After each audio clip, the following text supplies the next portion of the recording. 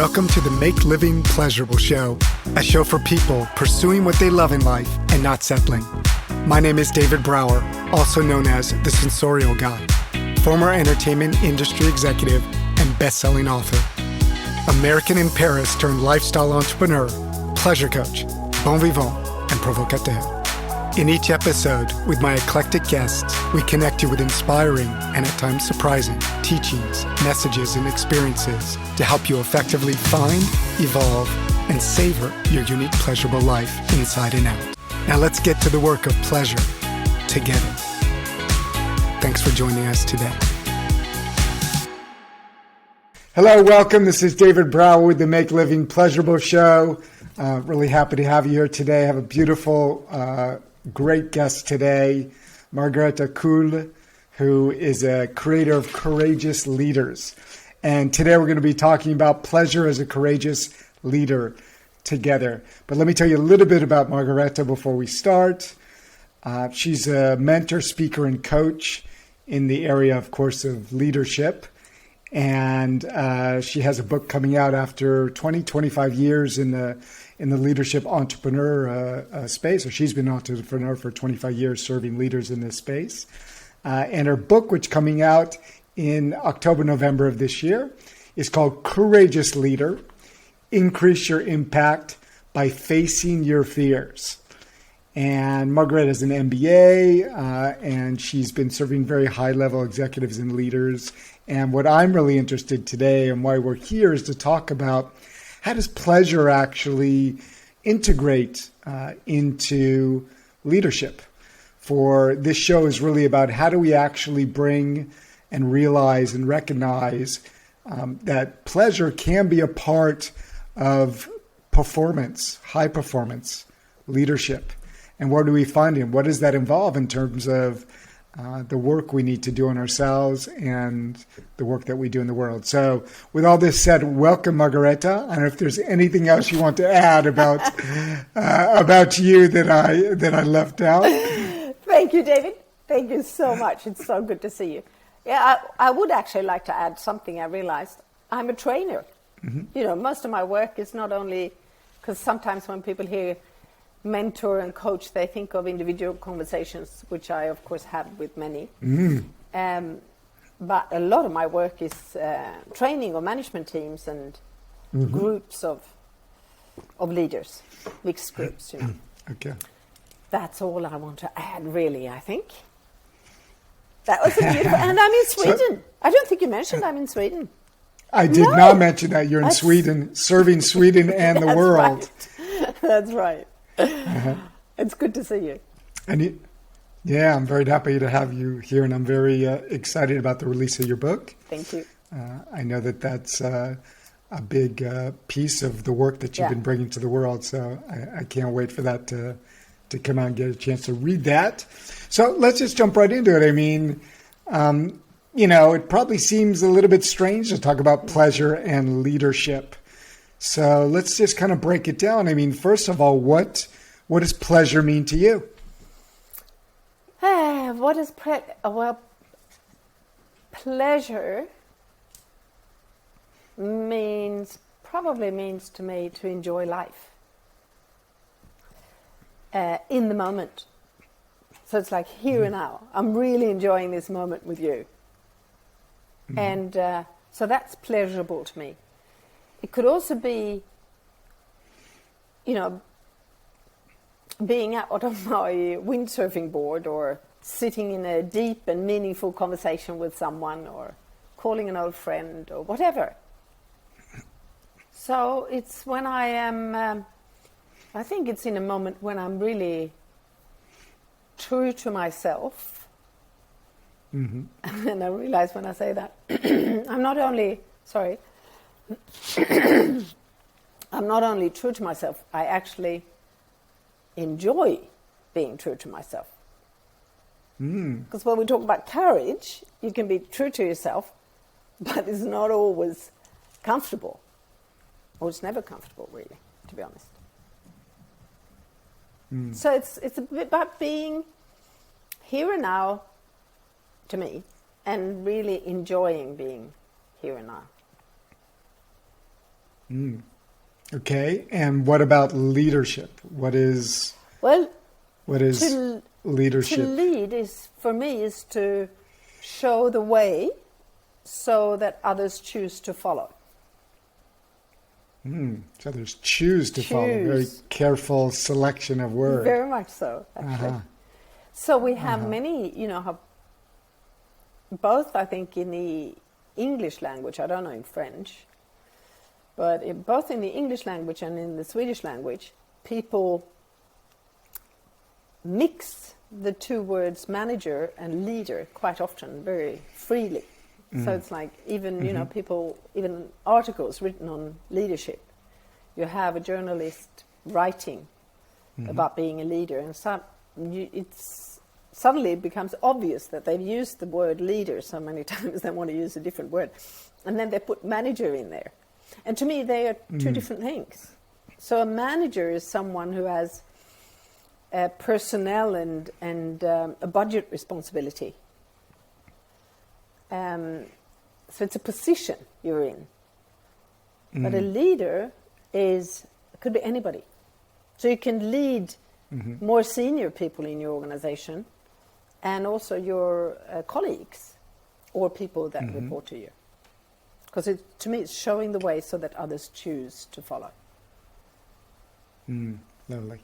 So now let's add your specialty, this courageous leader. How are you defining what a courageous leader is? So I'm defining it in a couple of different ways. The key, first of all, is that you are the leader you truly want to be, despite your fears. So you make decisions and you have a behavior that is the behavior you actually want to have, truly want to have in that moment. And in order to do that, you need to keep an eye on yourself because the fears are there. And if you let your fears affect your behavior, you don't make wise choices usually. And I also say, which is then part of the book, is that a courageous leader has their focus on both on what's best for business or the organization, if you're any other type of organization, and on what's best for the planet. And in order to have that, you need to keep an eye on yourself and your own reactions and fears, and also on the reactions and fears of others, because we interact so much, so things happen there. And in that mix of emotions, you very, very easily lose focus of what's best for both for the organization and especially for the planet. I mean, if that wasn't the case, we wouldn't be in the situation we're in. And I think this is one of the reasons that Greta Thunberg manages to get across, because she's autistic, so she doesn't get affected as much as the rest of us by what's happening with other people. She just expresses herself, and that's it. So if we all were a bit more like her, we would probably be better off. So what if we made this whole experience to be a courageous leader more pleasurable? If somehow we could switch a button and we made it that it was actually more pleasurable to be yourself and to accept that, maybe not everyone's going to like that and they have their own fears that are going on, but you're leading in a way that is sustainable and viable, and you realize the end game is more valuable than the short-term That's game. Exactly what it's all about. And because I really am seeking to, find the way to somehow, suggest that if this was more pleasurable and not so maybe confrontational or so fear-driven or so denial or so like unconscious. Like you're saying, you need to be really present and aware to yourself. But if we brought more pleasure to actually facing ourselves and our fears and things, potentially we could lean in this way that's surely courageous to be kind of more exposed, or to allow ourselves to almost feel more. But is there pleasure in there? Can we find pleasure in there as you see it? I mean, definitely. That was the first thing I thought when you were talking about pleasure and being a leader earlier on. I mean, when we are in that emotion, we are good leaders. So I think what's happening through courage is that you increase your comfort zone. Mm-hmm. You get used. You make more somehow. I mean, it's weird, but somehow you make your discomfort be part of your normal behavior, so it becomes comfortable. Mm. Because a leader is quite often lonely.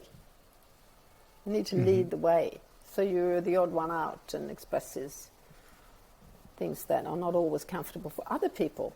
But of course, you can choose to be comfortable in that space, and it's a beautiful feeling. That's pure pleasure. So how do you do that? How do you train yourself to appreciate that? It sounds like it's kind of a form of equanimity. What does that mean? Equanimity in the Buddhist sense of the term, where you are, you treat pretty much the good, the bad, and the ugly the same way. You have a reaction that is pretty neutral, so you're not overly attached to it being really nice, nor are you overly attached to its aversion to it not being bad. So you're kind of you react in a more steady way, not such a fearful way, nor a desiring way. No, it's so true. That's exactly what it's about, isn't it? Mm. I've got a part in the book where I talk about it all starts with making the choice to be willing to see. So say that again. Making the choice to be willing to see. To see what? To see and to listen. Whatever is out there. Because we're so, being a courageous leader is being a courageous listener. And that's really, to me, that's a bit what you were talking about. If I get defensive as soon as someone wants to bring me something that could be uncomfortable, I can't make wise choices. I need to keep an eye on myself and think, whoops, this could be uncomfortable. Just sit there and be yourself and accept, Be a good listener. You make an active choice.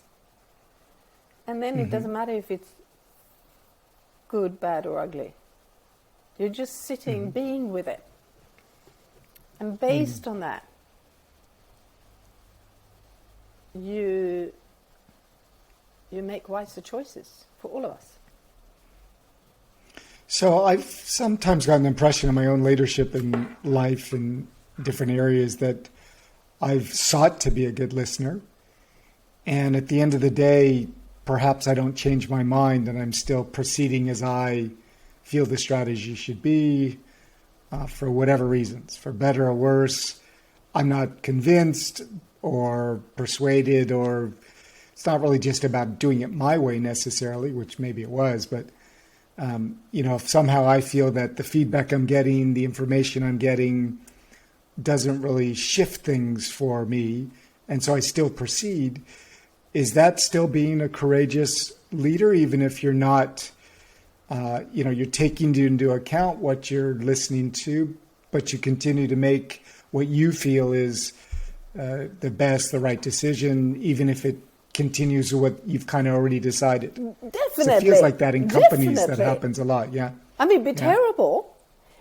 I mean, I think one of the first things I write in the book is don't be a follower of your own followers, because that's what you're saying. I mean, if you were just sitting, if you were coming into a situation with a certain opinion, and then you say, I'll listen, and you're really honestly listening and bring in all the facts, But then you say, if Yeah. I'm a good leader, I've got to, be open and then change my mind. Then I'm just following the followers. That's not what they need, probably. They need someone who's doing exactly what you're saying. I'm being open, I'm listening, and then I bring it back to me, and I think, I think my choice is the right. I'll go for that. That's all I'm asking, really. Because the important thing is that you really stop and reflect and accept information that's coming in. Yeah, because maybe there's something that could Of be useful course. to improve the decision. And of course, it sounds like you're suggesting that people need to be heard. Yeah, People need to yeah. express that, we're kind of out of this. What was this cliche term? It's like command and control is finished. It's about communication and connection. So true. But it's interesting that you're bringing that up, because I've been in a coaching conversation today and one the other day where the two coachees were afraid that they wouldn't listen enough. So they both of them find it really challenging to set boundaries, because they've got this message that we've got to be, as leaders, we've got to be so communicative and open doors and listen, and so they don't know when to stop. It can take a lot of time. And Yeah. the fears kick in. Yeah, Am and- I allowed to set boundaries and say, this Yeah. is enough, now we're moving on? Yeah. Yeah.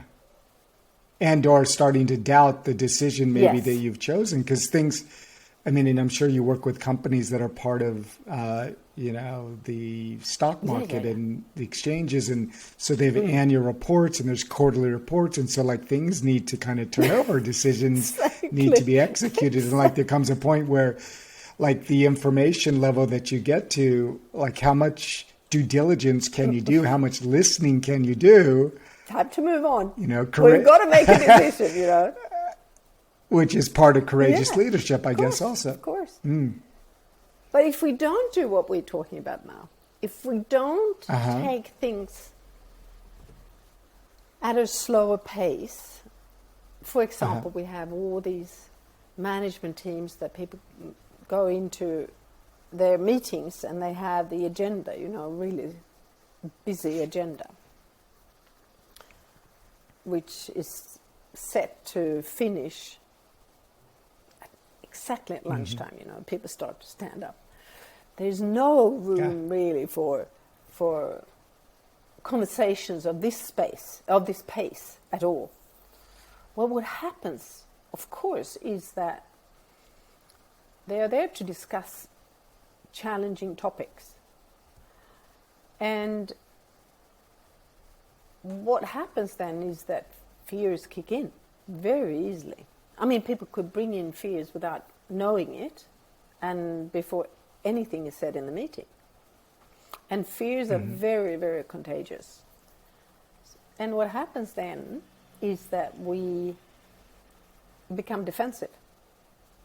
Some of us become critical, or we become victims, and we all have them there. We exactly. I've never done that. I've never been affected like that. Nope. Yeah, a good leader is a humble leader. I definitely work on my defenses as well. They kick in, Just it happens so quickly for all of us. Well, you feel. I think as a leader, sometimes, like you were saying earlier, you can feel kind of lonely and like it's all the responsibility, the final decision of some things depends on you. And that's like the good news and the bad news, right? Because then whatever happens, the impact, etc., you're the leader of that decision, of that, choice. And so being able to live with that through the endless decisions going on, the big little, takes courage, surely, and without, you're talking about, I think it's really amazing, without you falling into a way of being where you're kind of running away from your fears, or you found some unhealthy way to react to your people. That's what happens, suddenly you just abandon being a leader in that moment. And you're just part of the team. So you ask the team, what, that's what some people do. I mean, we all have different defenses, so some people do that. I remember this goes back, I don't know how many years, it's probably 12 or 15 years ago. I remember this lady I was coaching. She came to me, she was part of the group training, and she went to a team and she was going to carry out some kind of organizational change or something. And she came back and she was just distraught. She's like, I don't know what happened. I just don't know what happened. I went in there as a leader and I came out as nobody. What did I do? And so we discussed it for some time, and what had happened was that she'd been standing up, holding a presentation about this reorganization. And then suddenly she got scared and she sat down. I'm not the one to say you should never sit down. It's not as simple as that. But it was just that moment when she realized, oh, that's when I got really scared. So I stopped leading and I abandoned being a leader. And I just sat down and I just lost it. And I think being a courageous leader, I bet she doesn't do that today, that's what I was thinking. You're so aware of what we are talking about, so you keep an eye on yourself the whole time and thinking, oof, this is uncomfortable, something's happening now. Oof, what's that about? What am I afraid of? And you get your own tools, and it only takes a couple of seconds and you're on track again. But if you're not aware, if you're not working on your self-awareness, the defenses will kick in many times a day. They even do for anybody who's not working in corporate business. And what happens then is that you stay in that defensive behavior. You don't know that it's fear-based, and you try to make decisions based on that. You go home from work with all that emotion, all those emotions, and it's really painful. So that nuance there, that distinction, that moment, how do you train people to, first of all, be self-aware and to be noticing all the time, kind of checking in? And then in that moment to allow themselves to, to feel what's going on and to not go into whatever their, usual reaction could be. Well, I think what are some of the ways that you're of course, training people to get, be more, choose more consciously? Well, I think courageously. There are several ways. When we have group trainings, there are, of course, lots of exercises that I just call them weird exercises. That's what I call them. Just be prepared for weird exercises. And the purpose is just for you to feel and notice your own behavior in different situations. You don't think you behave this way and suddenly you do. So they increase their awareness around their own behavior. And then, of course, it's a lot of coaching. Doing what we are doing now. Talking about and say, what happened to you? And then often people say, this and this and this. Like if we talk about this lady, for example. And then I can say, but what happened that instant before?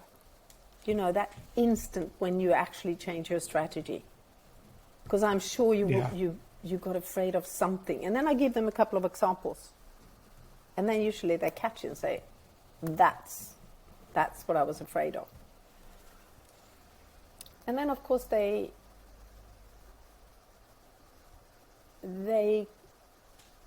increase their awareness, and we talk about it on a regular basis.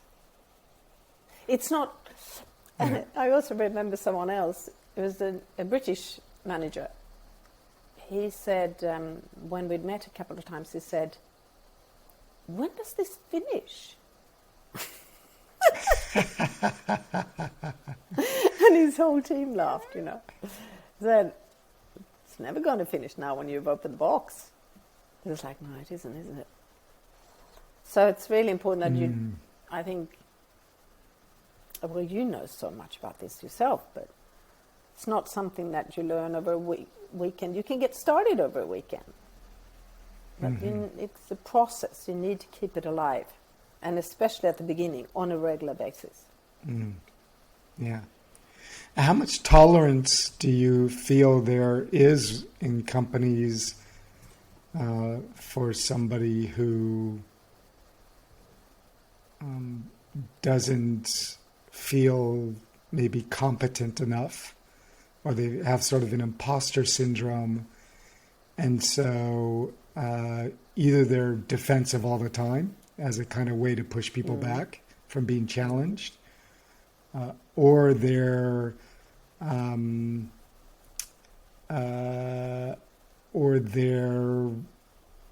just reacting in a way that doesn't help them to change. They're kind of stuck there. Are you talking about a manager behaving that way? Is that what you meant? Yeah, I mean, if a leader, I guess I'm kind of just wondering. I mean, it sounds like what you're saying, that competence in the job, it sounds like it's not less important than what we're talking about, but it sounds like it's more the relational intelligence that you're talking about, the emotional intelligence, more than is this person competent to actually, do the financial or the whatever stuff. It sounds like, does that make sense? So much sense. And when you talk about it, I suddenly relate to this that I'm so often talking about, that you need courage in order to create change. We think that we need knowledge. So we learn and we read and we surf the internet. Oh, that's so true. We think it's going to change. It's like never it's enough. Never enough. We're super good. Learn more, learn more.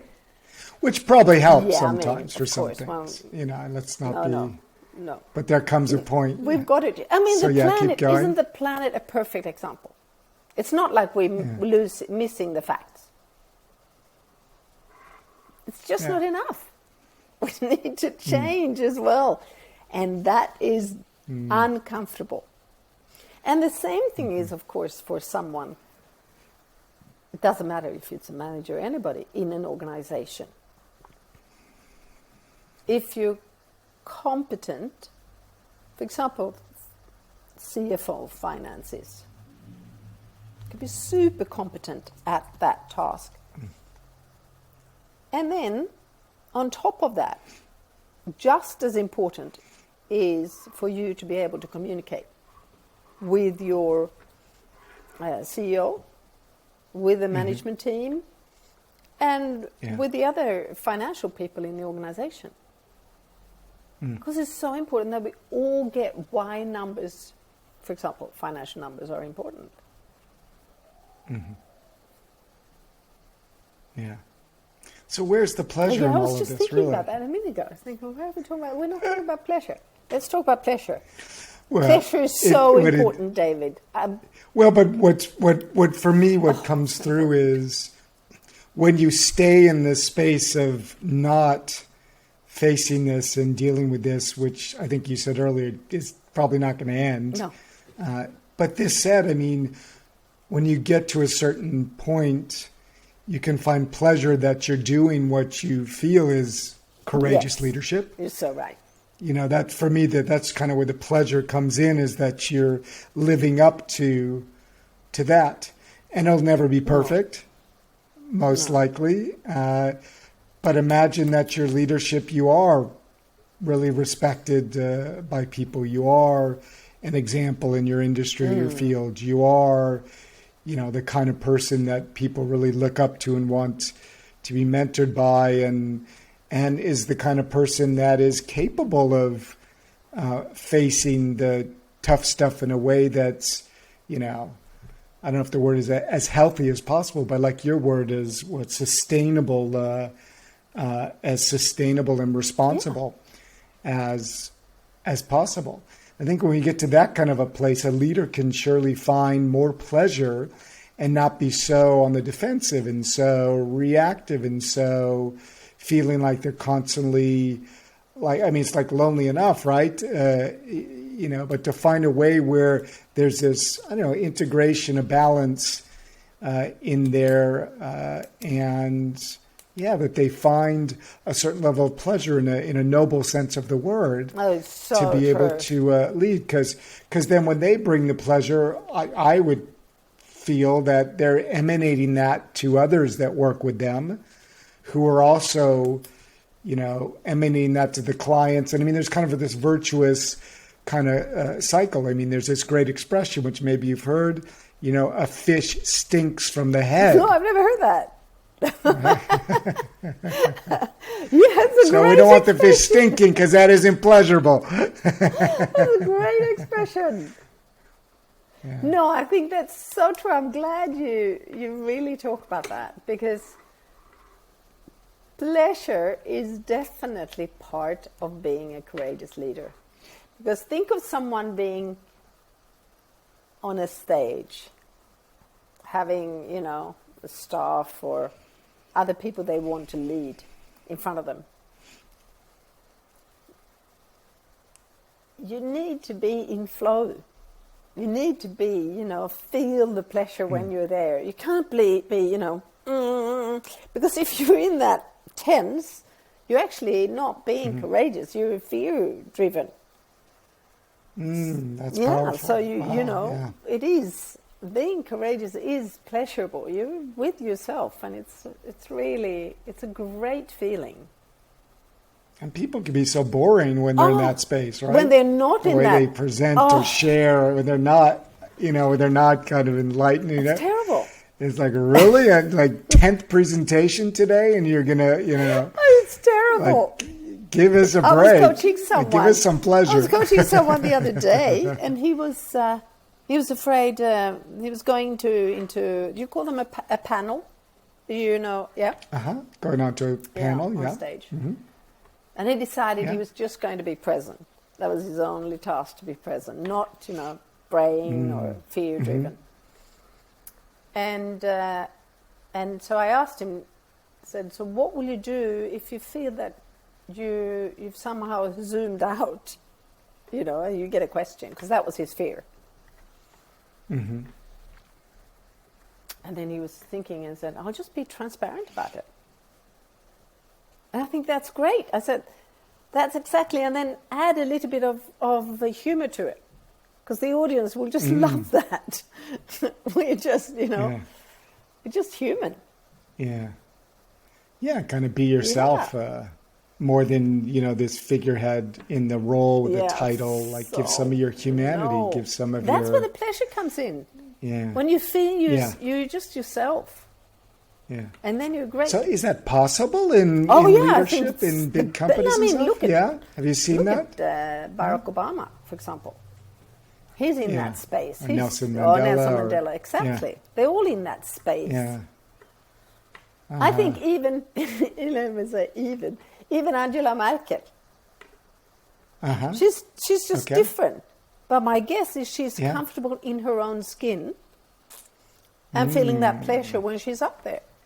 She just has a different way of expressing it. Yeah. It's wonderful. Yeah. That's what's creating trust.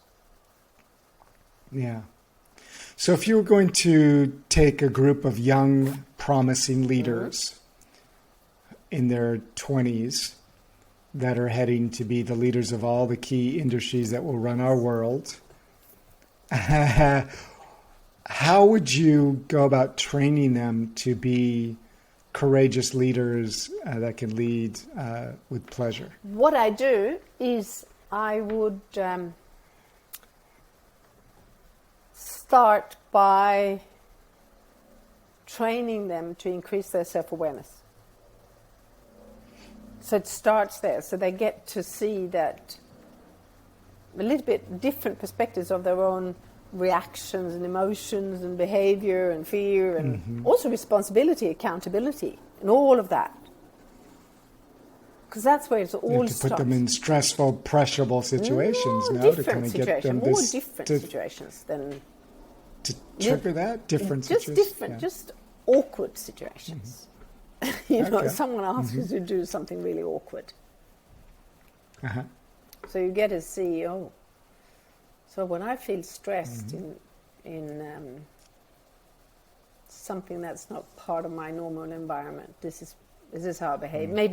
Maybe I talk more, maybe I talk less. That's just a simple example. Okay, so first step, self-awareness. And then? And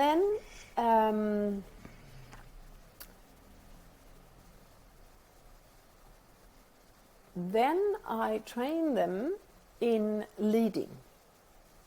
And they get to see leading from different perspectives. Also, exercises and reflection. I get people to reflect about how come you choose to follow? How come you choose to follow some people but not other people? It's amazing how few people think about that. Leaders don't think about that. What do you mean? When I ask them, who do you choose to follow? They go, oh, I don't know. And then suddenly there comes a name, and I say, well, how come you choose to follow that person? So I get people to reflect on what is important to us as followers, because that is, of course, important to their followers. And we follow based on human needs. So you ask yourself, what is it going to be like if I follow that person? Think about what's happening with political elections. How so many of us choose our leaders, political leaders, through our wallets. But what I think many politicians underestimate, first of all, many politicians today, I think, choose to follow their followers instead of leading. So they wait for the people, and then they even do all these, do you call them ballots? Where or you check what surveys, some kind of surveys. Endless surveys. Exactly. Endless surveys. We have so many crazy, of these isn't in it? Paris, around the city of Paris. Every 2 weeks, 3 Do you? weeks, they're asking us what projects do they want us to vote? Do they want, yeah. So then they decide, should I go this way or should I go that way? Then you can ask yourself, who's leading and who's following? Can't remember what I was talking about when I started talking about it. So we're talking about the young leaders. We talked about self-awareness training, and then you would train them in you'd ask them kind of who they follow, what are the needs, what do they admire in the person that they follow, which probably says a lot about what they need. And then is there anything else? They get to look at their own fears, of course, and out there in their real life. So when do I change my behavior? That's the key. When do I change my strategy? How I want to do this, and suddenly I don't. So what happens with me in that moment? So they get to explore a lot about their own behavior, their decisions, and bring that into the training. We probably do lots more that I can't think of now. Already those are huge pieces already. Well, this has been really great. I want to take a moment and have you share about where people can connect with you and find you, and also where they can pick up your book, Courageous Leader, Increase Your Impact by Facing Your Fears. Thank you. By Margareta Kull. Thank you, David. So Before I do can we that, find I you? really want to say something that I meant to say earlier. Uh-huh. When it comes to pleasure, because I thought of that so many times, and I think of you every time. I think it's really hard, if not impossible, to live your true life, to live your true happy life, and feel that pleasure that we're after without being courageous. Amazing. That's a tweetable. It is just, I honestly believe that, so deep down. Yeah. Now over to Beautiful. Thank you. my book. Yeah, just tell where can we So find let me you show in your you book? my book. Oh, wow, sneak peek. So it's going to be published at the end of October, beginning of November. Okay, beautiful. Love the Courageous Leader, Increase Your Impact by Facing Your Fears. And I've been working on that for 12 years. It's a lot of work behind that Amazing. Yeah. Bravo. You can find me via my website, coolleadership.com, and you'll put that in writing somehow, won't you, David? Yeah. And /or via Instagram and LinkedIn. They're my main channels, and also YouTube, but there's no communication that way there. So, and it's just Margareta Kull in one word. That's it. That's where I am. Okay. Yeah, we'll put down those things. So I'm going to ask you one question, and then afterwards I'm going to have you close the show for us. And the one question is, how did you get into windsurfing? Why do you love that so much?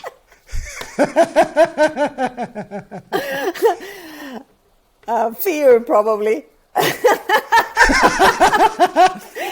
Probably Wasn't pleasure. fear from the beginning. It started. I mean, I lived and was brought up then on the west coast of Sweden. There's a lot of long coastline here, and I was a student at the uni. I was studying finances, marketing, and my friends were windsurfing, and I was really scared. And I realized, no, if I want to belong to the group, I've got to start windsurfing. I was sailing, but not windsurfing. Wow. So that's when I started. Then I gave up 5 years later when I was moving to Australia, and the waves were too big, and the sharks were too many underneath me. That's at least my fear telling me that. So I stopped I made a short break of about 35 years. And then I started like 5 years ago or whatever, again. So I'm out there again. If we weren't recording, I'd be out now with my friends. Friday afternoons. Wow, extraordinary. Okay, gosh. Well, there you go. We'll cut this off. No, I'm not going out. I'm actually hiding behind you, David, because there's more or less a storm and rain. This is useful. This is courageous. Great. I could just say, no, I'm sorry, I can't make it. This is pleasurably courageous. Now I have to do a podcast conversation. Well, this has been so great. I love what you're doing, and am praying that we all can become courageous leaders and live more pleasurably our role as leaders, and to make the world a better place, more sustainable, as you're working with so many to do around the world. Excited about the release of your book.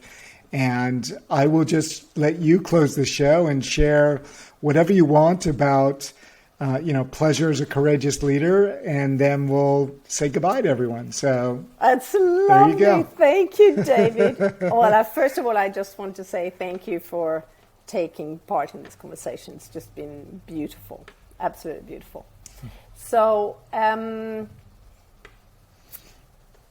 I want to encourage us all.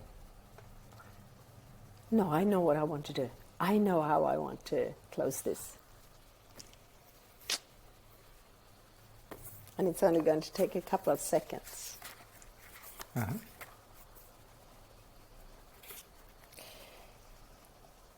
From highest vision to bottom line, from individuals to businesses to the whole planet.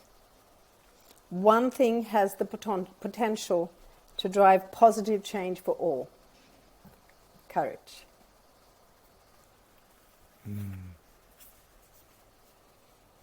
Wow. Very powerful. Yeah, so let's all go out there and be courageous and live beautiful lives full of pleasure. Yeah. Beautiful. Thanks so much, Margareta. Thank you, David. It's been beautiful talking to you. Yeah, thanks, everyone. Stay tuned for the next episode of the Make Living Pleasurable show. Yay, go for We'll be it. in touch. Go for it. Bye-bye, everybody.